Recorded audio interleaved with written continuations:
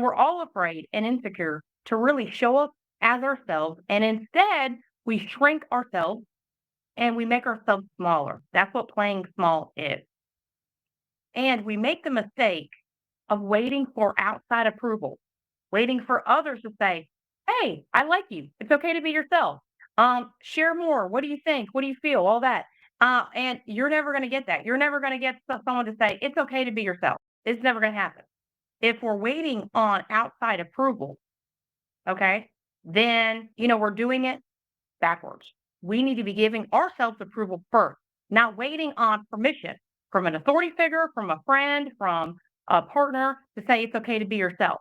Like you can shine now. You can start saying what you want. You can start saying what you need and really, truly being 100% yourself, like not scaling it back at all. Instead of making that mistake of waiting on others to give you approval or permission, we have to give ourselves permission.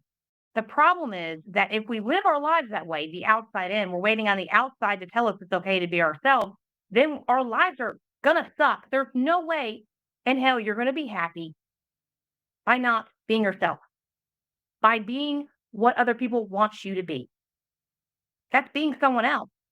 If you're living your life in an effort to make everyone happy, to make everyone comfortable, you're not being yourself. You are shrinking yourself so that other people will feel comfortable. And guess what? When you start to shine, people are going to feel insecure. Let them. That's part of their journey. That's just part of the process.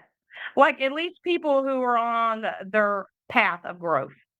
We had to learn the hard way that sacrificing yourself, it leads to a lot of unhappiness and pain if we're doing our lives from the outside in.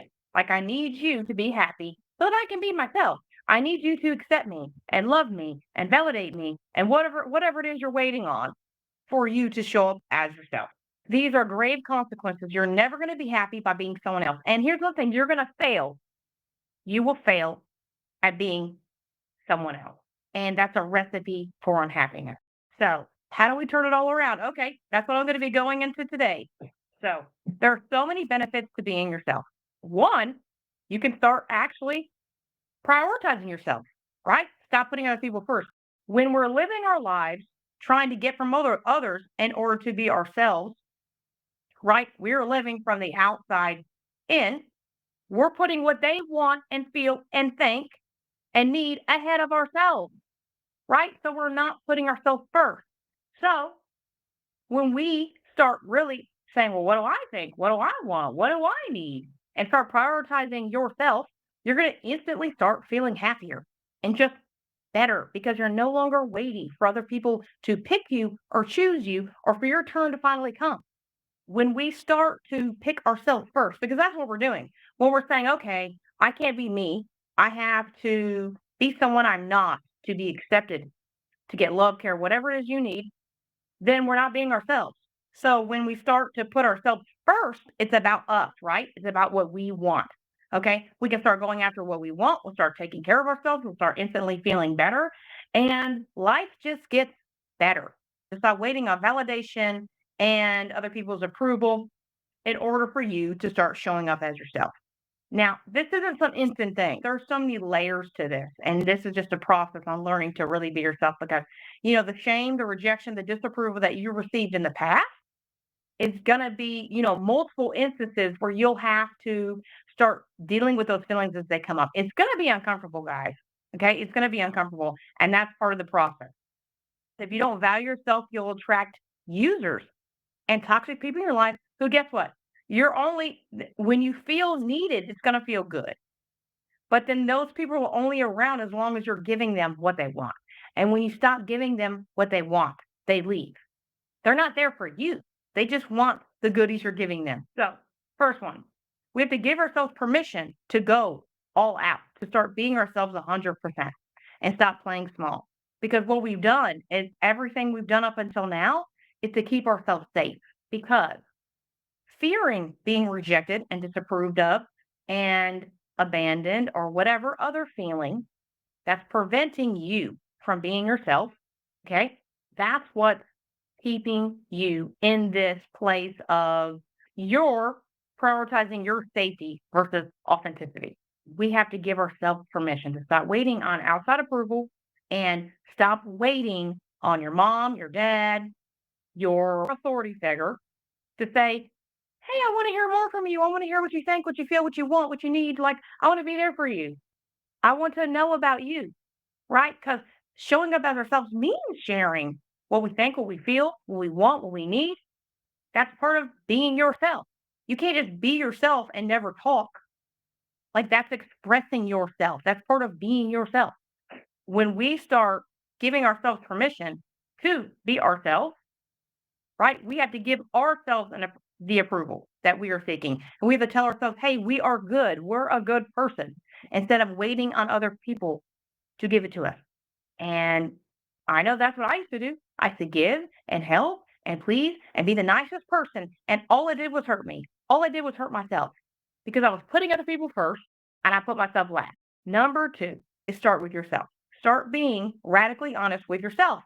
What do you think? What do you feel? What do you want? What do you need? You don't have to voice it yet. You start doing it internally. And notice when you feel uncomfortable.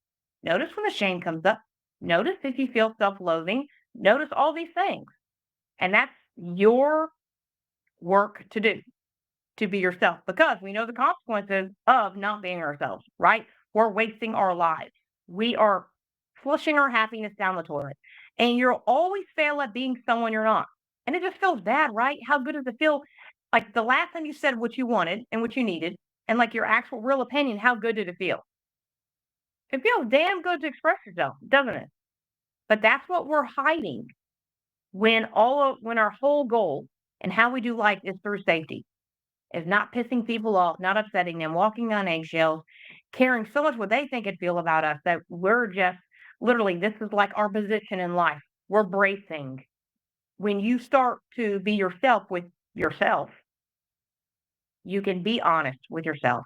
Rome wasn't built in a day. You're not going to find yourself and who you are in a day, a week, a month. Okay? It's a process. And the beautiful part is more unfolds as you start to do that. As you start loving yourself and accepting yourself, not waiting for it, you're doing the work yourself. You will see more sides of yourself and especially the sides that hurt and that are painful and things from your past. And those are opportunities to love yourself because as soon as like things get hard, let's say you deal with everything. Yeah, I'll be myself. I'll be myself. You're going to have a new situation that comes up, right? And you're like going to hit a ceiling and you're going to have to bust through that new situation so you can like be at a next level. Think of it like a game, right? And the boss in the game is whoever is pissing you off, upsetting you, making you feel ashamed, rejected, whatever, triggering you, or the resistance you're feeling to certain things, the resistance you're feeling in life as you're trying to show up and be yourself and really speak up and stand out. You'll notice certain things are going to upset you and make you feel bad and trigger you. Okay. And that's when you either have to go through that obstacle or you're stuck at that level. You're stuck on level one, level five, whatever. You have to be willing to fiercely be there for yourself and fiercely love yourself. That's what it takes. Number three, the courage to be vulnerable. In order to be honest with ourselves, we have to be vulnerable with ourselves. And then it's going to be starting to share maybe one person, one safe person in your life. I remember when I was doing this, I had one safe person in my life, and I started sharing what I thought, what I felt, what I wanted, what I didn't like, what made me uncomfortable. And as I did this, the real me started to emerge. And this person was my rock. We can do this with a therapist, with a coach. We can do this with someone who we trust and we know has our back. And it's not someone new. It's someone who's already proven they're trustworthy and they have your best interest at heart. And this was pivotal for me. And it was such an amazing blessing that I had this person because then that became the foundation for me to be myself around everyone 100% of the time. But it was a process. Now I don't give a shite what people think, feel, say, anything about me. If you think good things, then good. If you think bad things, then good. I don't care either way. It's none of my business. So let's recap. We have to give ourselves permission 2, stop playing small and start going full out, like to really be yourself 100%. Okay. And it's not just you. I find it challenging too. It's hard to be 100% myself on camera, but I'm working on it, right? 2, start with yourself. Start being honest with yourself on what you think, feel, want, don't like, all those things. Okay. 3, have the courage to be vulnerable. And you can pick one person that you deeply trust in your life and start sharing and expressing yourself with them. And that's going to be the foundation that you can really start to say, hey, this is me. This is who I am. And pretty soon you'll be able to say unapologetically, this is who I am. If you have a problem with that, okay, I hear you, but this is still who I am. I'm not going to change me so you feel comfortable. That's insecurity, people. So we have to make a decision that we're either going to stay safe or be ourselves and be real and authentic. You have to make a choice. If you don't make a choice, your brain will automatically select the path of least resistance, the easiest, the most comfortable, the safest path. Guess what? Being vulnerable, being yourself, telling people what you really think, telling them no, being a real person is not easy, especially at first with all that old programming and condition you have. As women, we have be a good girl, don't speak up, don't rock the boat. And we are taught to be small. And other people who've been in situations where they've had people who've exerted power over them, a boss, a partner, mom or dad, they've exerted so much power that they've lost their own power. They'll have that conditioning too. We have to learn to trust our body intelligence. We have to drop down into our bodies. But if we're living from our heads, that gets us in trouble.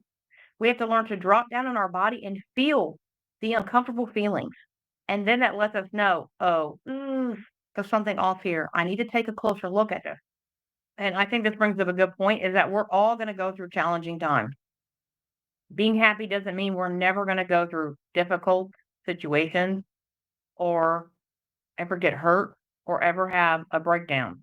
But these things are inevitable in life. And as soon as you start to accept them, this is part of life, the highs, the joys, the amazing things, and the pain and the heartbreak and the breakdowns we go through, it's all a part of life. You can't just have the happy stuff. I wish we could.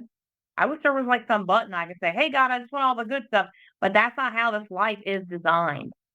We go through hardships to teach us lessons. And we're either going to kick and scream and say, ah, and guess what? Then God is going to go from a rock to a boulder. He's going to send a boulder to you to help you learn that lesson. I would much rather learn it when it's a little rock.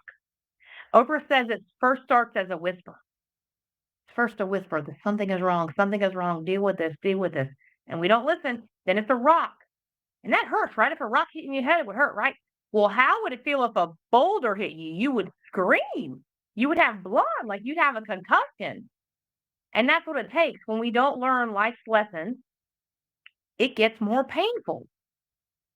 So when we can learn to listen for the whisper, when we can learn to listen for our body when we're around people and we're around people we shouldn't be and tolerating things we shouldn't, our body's going to tell us something is wrong here.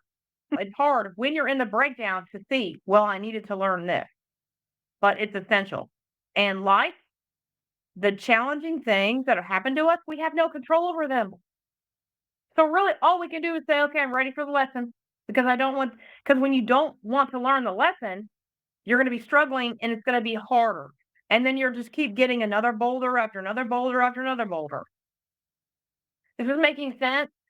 But when we can say, yeah, this sucks, but I want to learn this lesson. It's happening for a reason. What's that reason?